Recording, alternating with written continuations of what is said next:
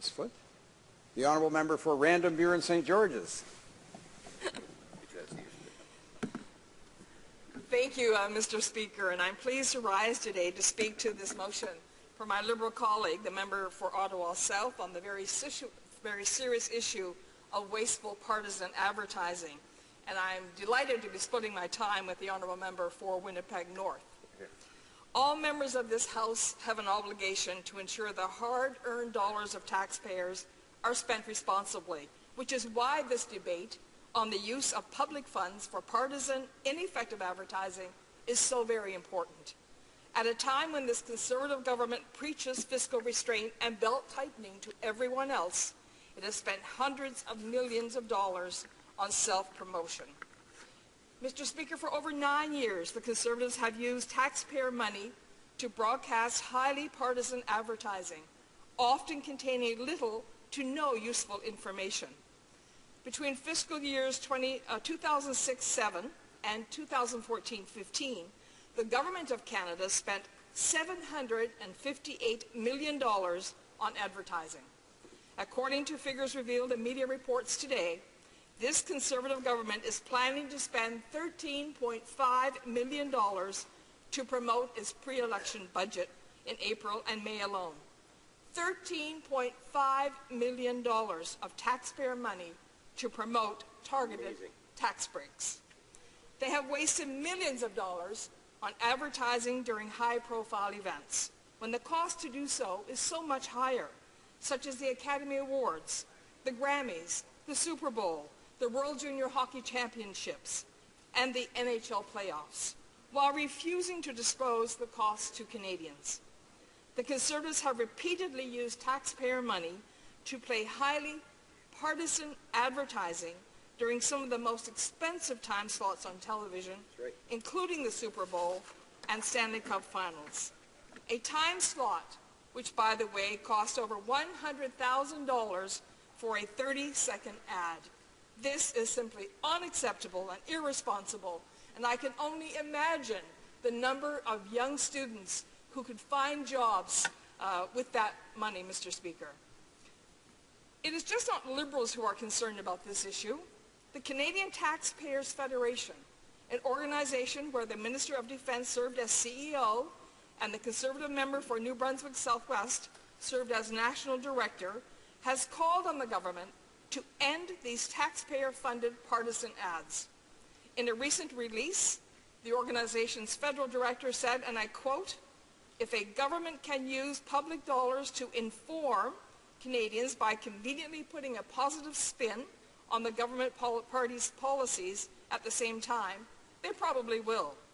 This is not only a waste of precious resources, it's also an affront to fairness in a democracy. Further, it violates a democratic principle that public dollars shouldn't be directed towards partisan ends." End of quote. This government has spent millions of dollars on ad campaigns, advertising programs that don't even exist yet. Earlier this month, I was watching TV, and to my surprise, I saw a government ad advertising proposed tax measures, such as the so-called family tax cut that has not been approved by Parliament. In fine print, I saw the words, "subject to parliamentary approval," written across the screen. Surely the government should be waiting until a program or measure has actually been approved by Parliament before advertising it. This is not the first time a government ad has advertised a program that did not exist, but I hope we can make it the last as a result of this responsible motion by the Liberals that we're discussing before this House today. A particularly egregious example of this occurred in 2013, when the Advertising Standards Council forced the government to pull its May 2013 ad campaign, calling it misleading. The Advertising Standards Council sent a letter to an Assistant Deputy Minister at Employment and Skills Development, stating that the Government of Canada had breached the Canadian Code of Advertising Standards by airing commercials that asked Canadians to apply for the Canada Job Grant. At the time, the grant did not exist, and no provinces had agreed to the potential program, despite the fact that the original model required provinces to pay for 1/3 of the grant. Advertisements have also continued after a program has ended, Mr. Speaker. In yet another example of waste, the government has spent $37.4 million promoting the Conservative Economic Action Plan since the program ended. Even when the programs advertised do exist, government public polling about its own advertising campaigns has consistently shown that the ads have little to no effect on Canadians. The vast majority report that they did nothing upon seeing a Government of Canada advertisement. According to a government-funded poll on the effectiveness of the 2013 budget ads, only three respondents of the 2003 surveyed actually visited the Action Plan website, and not a single person called the 1-800-O-Canada number promoted in the ad. Oh, that's interesting. Ads by the Government of Canada aired overseas don't fare any better, Mr. Speaker. A series of ads in Washington, D.C. area subway stations praising Canada's environmental record and oil industry were found to have little effect, according to research funded by the government itself. Even so, the Conservative government decided to extend this campaign using $22.7 million over 2 years. $22.7 million for ineffective subway advertisements in a foreign capital. Just think, Mr. Speaker, what Canadians could do with that money. Just think of the vulnerable Canadians who could use that in programs that this very government has cut. Programs that have been so needed by the most vulnerable in our country. And the government's research shows these vague partisan ads aren't working, and yet they continue to fund them with our taxpayers' own dollars. At the same time, as the Conservative government is spending over $250 million on ineffective partisan advertising, sometimes for programs that don't yet exist, there are people throughout our country who are struggling to make ends meet and having to tighten their belts to provide for their families. This, too, Mr. Speaker, is blatantly unacceptable. The Conservatives should focus on strengthening the economy and helping to create jobs, not spending taxpayers' money on expensive partisan ad campaigns. This most recent budget by the Conservative government built an artificial surplus on the backs of Canadians by cutting programs and services that are indeed meant to help the most vulnerable in our country. This is part of a larger pattern, unfortunately. In recent years, the government closed 9 regional Veterans Affairs offices.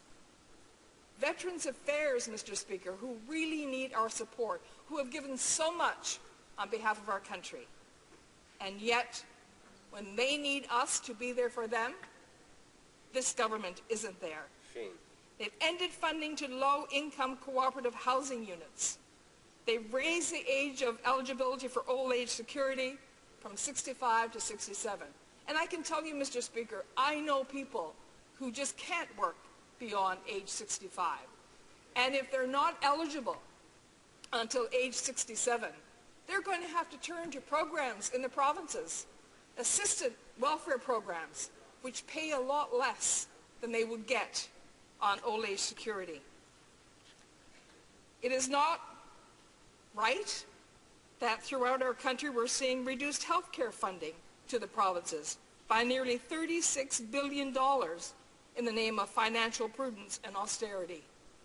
The Harper government spent more, the Conservative government, Mr. Speaker, spent more than $100,000 in 1 year to increase the reach of Twitter posts by Veterans Affairs Canada while neglecting veterans themselves. Last year, Veterans Affairs Canada spent $4.3 billion on an ad campaign advertising rehabilitation, financial support, mental health services, career transition services, while closing the very offices that veterans would need to visit be able to get in touch with to discuss these services. So by going forward with all of these services, they still neglect veterans because they don't make it possible for them to be able to access them. The backlash from viewers was noticeable.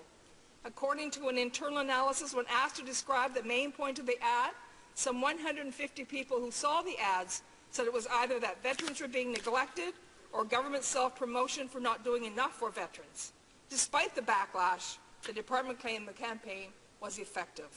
Mr. Speaker, Liberals would remove the partisanship from taxpayer-funded advertising and ensure that government ads only provide useful information to Canadian taxpayers. The Liberal member for Ottawa South has a bill at second reading that would take the partisanship out of government advertising by saying the Auditor General must approve the content before it is broadcast. That is the system we've seen work in Ontario during the previous progressive conservative government's tenure. Taxpayers pay for commercials that feature then Premier Mike Harris. In 2004, the Liberal government in Ontario. Order.